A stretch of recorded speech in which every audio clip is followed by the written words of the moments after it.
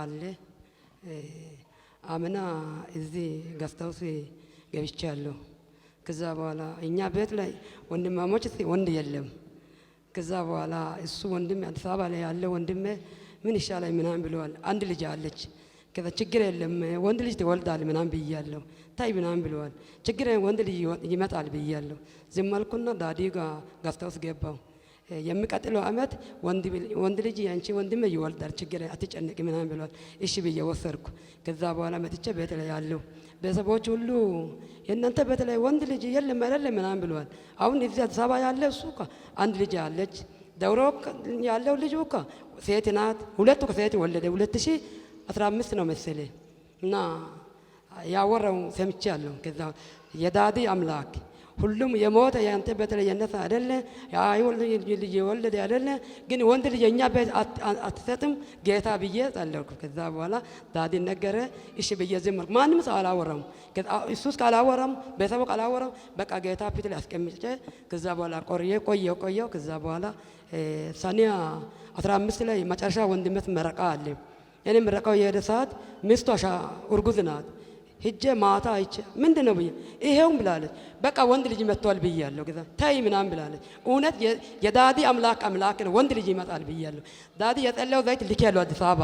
ከዛ በኋላ ዘይት ልኬ ይሄ ወንድ ልጅ ይመጣል ይሄ ዘይት ይውሰዱና በቃ ጠጡ ችግር ጠጡና ወንድ ልጅ ይመጣል ብያለሁ። አይ ርብቃ አትቀልድ ምናምን ብላለች። ታያለሽ ነገ 2018 ወይ 17 ታያለሽ ምናምን ብያለሁ። ከዛ በኋላ ቆየ 15 ላይ ሂጄ ከዛ በኋላ እሱ ጋር ማታ ሐሙስ ማታ ገባው።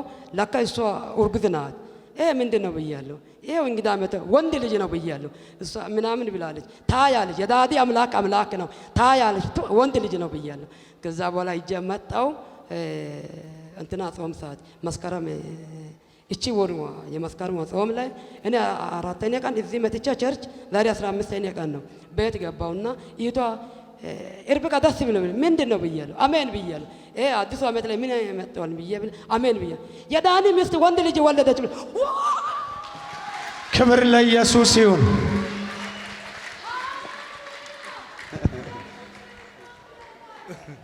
ጉባኤ ያጨበጭባል።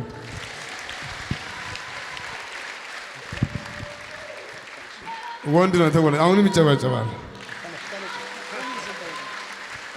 ሃሌሉያ። የመጣችው ራሷ ናት። የነገረች ለአንተ ነው። አንተ ግን እንደዚህ አልካት። የዛሬ አመት መስከረም ላይ ወንድ ልጅ ይወልዳል አልካት። ልክ አንተ እንደተናገርከው መስከረም 5 ወንድ ልጅ ወለደ ነው የምትለው። ክብር ለኢየሱስ ይሁን። አጨብጭቡ።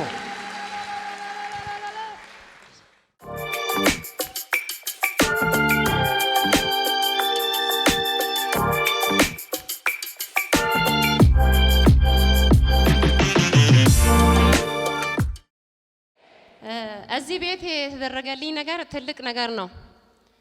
ስሜ መዓዛ ጎአ ይባላል። የመጣሁት ከዚህ ከሐዋሳ ነውና እግዚአብሔር ድንቅ ነገር ነው ያደረገልኝ። እኔም አልጠበኩም፣ የሚወደኝም የሚጠለኝም አልጠበቀ። ጌታ ግን ድንቅ አደረገ። ድንቁ ኢየሱስ ድንቅ አደረገ። ቀኑን ጠብቆ ድንቅ አደረገ። ሃሌሉያ።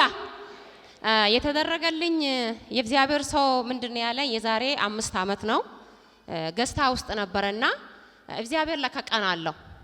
እግዚአብሔር ቀን አለው። እግዚአብሔር ቀን አለው። እግዚአብሔር የተናቁትን ያከብራል። ያለቀሱትን እንባቸውን ይጠርጋል። ሃሌሉያ። እና አላሰብኩም። በእውነት ጌታ ድንቅ ነው። እና የዛሬ 5 አመት ነውና የእግዚአብሔር ሰው ተናግሮ ነበርና መቼ ነው ያልኩ ነበር። መቼ ነው መስፈጽሙ ጌታ ሆይ ያልኩ ነበርና እግዚአብሔር ቀን ስላለው እየጠበቀልኝ ነበርና አላሰብኩ።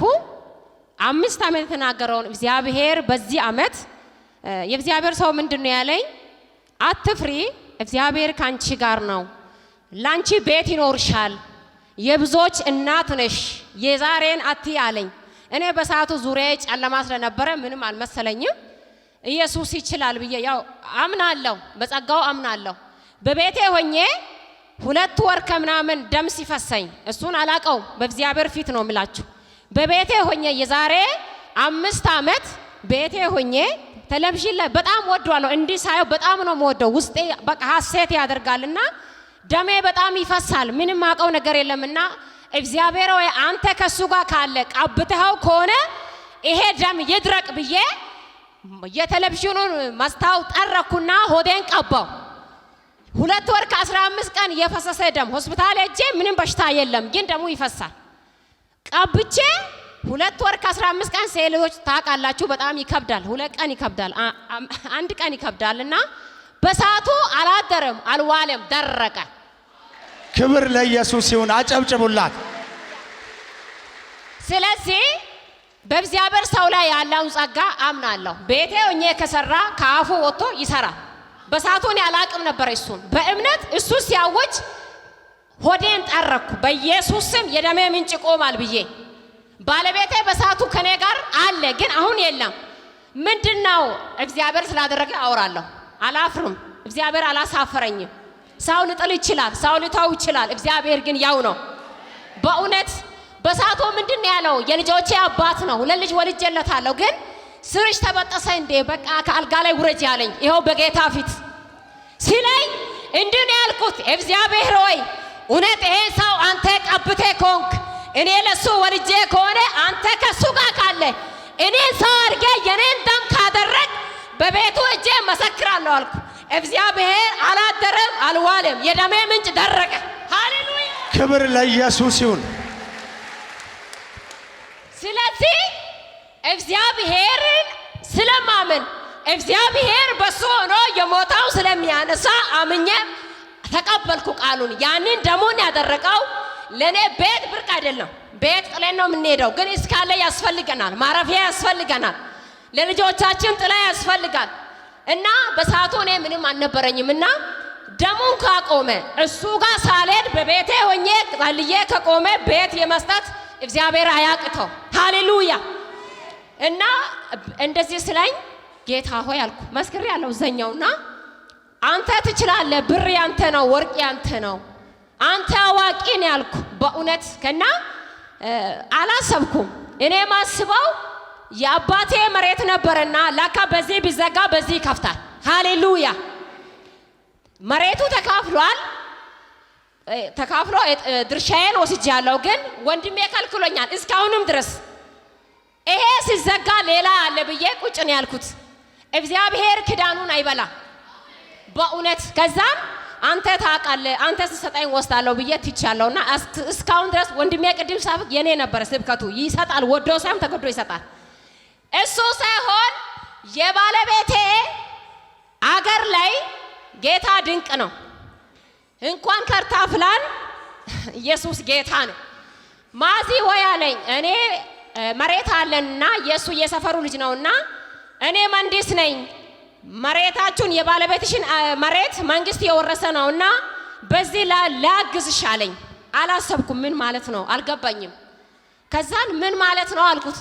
መሬቱን መተሽ ባለቤቱን አባትየውን ጠይቂ፣ እሱ የለም ሌላ ሚስት አግብቶ ቦረና የሚባል አገር ነው የምኖረውና አንቺ ልጆቹን ይዘሽ ሜዳ መቅረት የለብሽም፣ ላንቺ ይገባሻል አለ። ዘመዴ አይደለም ስጋዬ አይደለም። ለገባው እግዚአብሔር ክዳኑ ታማኝ ስለሆነ ባዳውን አነሳልኝ።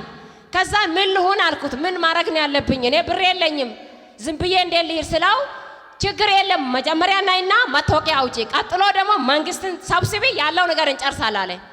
አሁንም ቸርች ሄድኩና እግዚአብሔር ሆይ ሳትናገረኝ አልወጣም አልኩ። እግዚአብሔር ምን አለኝ? እጂ እኔ ካንቺ ጋር ነኝ አለ። ሄድኩ። ሲሄድ በደስታ ተቀበሉኝ፣ ደስ አላቸው። እንዴት ሰማሽ? እንዴት መጣሽ አሉ። አይ በቃ እኔ ካሁን በኋላ እስከ ዛሬ ድረስ ያላነሰ ዓመት ተንከራትቻለሁ። እሺ ስለዚህ ለልጆቼ ድርሻ የታለ ለመጠየቅ ነው የመጣው ስል እኔ እሱን ነው ለርኩት፣ አንቺ እሱን ነው የምትጠይቂው፣ እሱ ከኔ ነው አለው። እኔ እሱን አልሰማም። አሁን ለኔ የካሳ ዓመት ነው፣ እኔ አልሰማም። ስለዚህ እግዚአብሔር ተናግሯል፣ እወርሳለሁ አልኩኝ። ከዛ መንዲሶች መጡ፣ የቀበሌ ሰዎች መጡና ሰውየውን ጠየቁት። አባባ ወይ እቺ ልጅ እዚህ ቤት ሚስት ናት ስል የልጄ ሚስት ናት አሉ። ሽማግሌ ሰፈር ላይ ሰብስቦ ጠየቋቸው። ልጅ አላት? አዎ። ስንት? 2 ልጅ አላት። እስከ ዛሬ ተጋሉ ጠይቀን አናውቅም። እሱስ ሌላ ገብቶ ነው የምኖረው። ስለዚህ እቺ ልጅ ሜዳ ላይ ምንድነው የምትሆነው? መንግስት ሰው ከሌለ መንግስት የሚወርሰው መሬት ስለሆነ ለእናንተም እኛ ነው የምንሰጠው፣ ለሷም ይገባታል አሉ። ሃሌሉያ! ክብር ለኢየሱስ ይሁን። ከዛም በኋላ እሺ አልኩኝና መታወቂያ የኗርነት እኔ ኗሪ አይደለሁም እዛ ሀገር፣ ግን ኗርነቴ በልጆቼ ሲማውጣና መጣው። ከመጣው በኋላ እንዳልኩ ጌታ ሆይ አልኩ አሁን መንገዱ ተከፍቷልና አሁንም ተናገረኝ ብዬ ቸርች ሄድኩ። ሲሄድ ነቢዩ እንዲህ አለኝ፣ አንቺ ሴት አለ ለመሬት ጉዳይ ተጨንቀሻል፣ ላንቺ ሰው ድልድይ የሚሆን ሰው ይሰጥሻል አለ እግዚአብሔር። በእውነት ነው የምላችሁ እግዚአብሔር ለኔ ድልድይ ሆነ።